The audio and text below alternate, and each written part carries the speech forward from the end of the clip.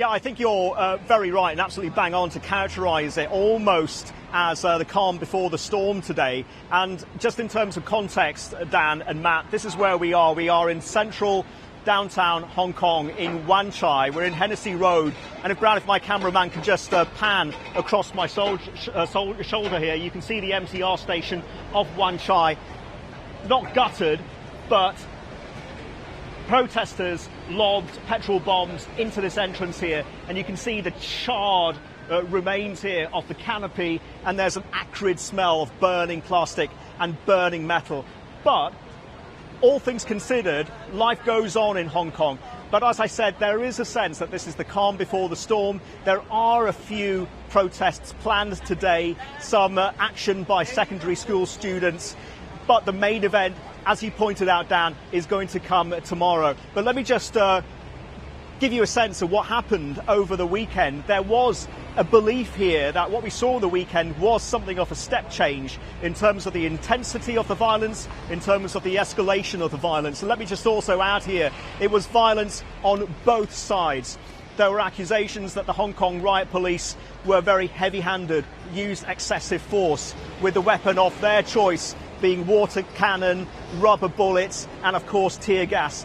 And we also heard a report of an officer who discharged his weapon into the air and fired once to disperse a crowd that had turned violent. And then, of course, let's not forget that there were numerous acts of violence perpetrated by the hardcore, if you will, the violent element of this protest movement, which has, on the whole, let me stress here, has been peaceful. And their weapon of choice, of course, being the brick, being the petrol bomb. And you can see the damage here to the Wan Chai MTR station. And in fact, it was Wan Chai MTR, and that was really the defining image of the weekend's protests, with flames licking out of the entrance here on Hennessy Road that made it into the front pages of the South China Morning Post. So there's a step change here, and life continues, but there is a sense that we are building up to something of a climactic moment come Tuesday, October the 1st, and the 70th anniversary of the foundation of the PRC.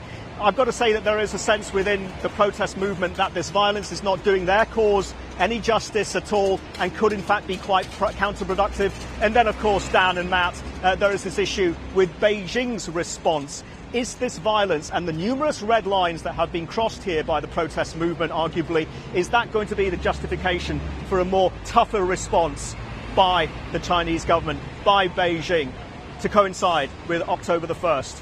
Gentlemen, I'll hand it back to you now. Hey everybody, it's Hadley Gamble from our new CNBC Middle East Bureau in Abu Dhabi. Thanks for stopping by. Now, to watch more, you can try one of the videos that just popped up on your screen. And don't forget to subscribe.